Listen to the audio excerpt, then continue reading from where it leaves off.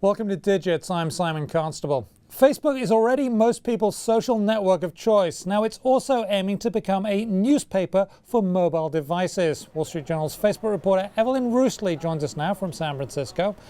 And there she is. Thanks for being there, Evelyn. Thank you. So tell us how and why Facebook is wanting to do this.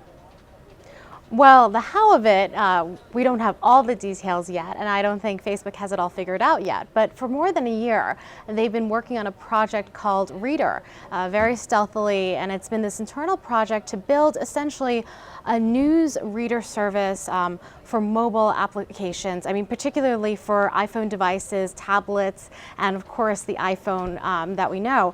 And so the idea is to own the news consumption experience on mobile. So right now, you probably spend several minutes throughout the day, looking at your Facebook application, but you're probably only spending short amounts of time for every session. So the idea of owning news consumption is so alluring for Facebook because they want users to spend many minutes per session diving deeply into content, into posts.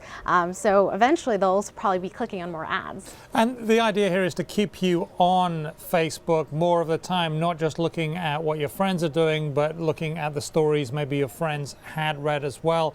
And that way they can sell more ads, whether that's mobile or desktop. That's the general idea there, right? That's exactly the point. I mean, it's also really broadening their service, right? If you think about Facebook and why we use Facebook, it's still very similar to the initial purpose of Facebook, which started in 2004 largely as a college site, and people use it to keep up to date on what their friends and classmates were doing. And still today, we probably primarily use it for photos on Instagram increasingly. And what they're trying to do is own kind of a market that Twitter and LinkedIn have been aggressively moving into, which is the news space. Because with the news space, there's an opportunity, as we mentioned, for more ads and really to engage with users in a different way and to keep them coming back. Now, that news space is one that, as you've mentioned, is getting rather crowded. Twitter's there, LinkedIn there, Facebook has sort of come up the rear, as it were, a bit late. Is there a reason they came so late? LinkedIn has been doing this for really a very long time.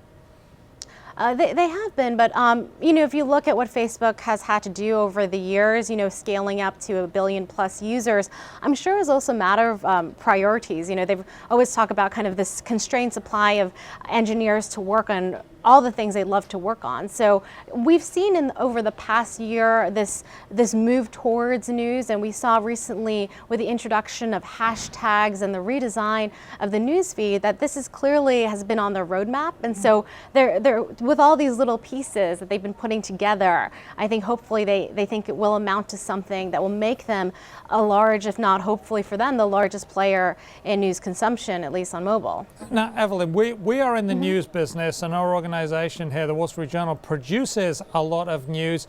Facebook wouldn't be producing, they would be aggregating, right?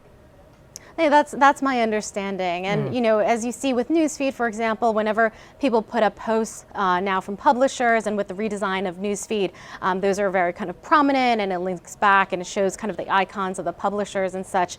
I think Facebook, for them, it's just about making sure that people are entertained, engaged, and that they can ensure that these people are just spending more time on posts and diving a bit deeper and finding more reasons to come to the site. So for them, it's like, how many minutes can we get users on Facebook, whether on desktop or whether on mobile, and making sure we can give them a variety of ad experiences, because what having a news reader service would do for Facebook is probably creating new types of ad units as well. So a new larger menu of options for advertisers. Okay, well, we'll see how it works out. Thank you very much, Evelyn Roostley of the Wall Street Journal. We appreciate your time there. I'm Simon Constable, and that was Digits.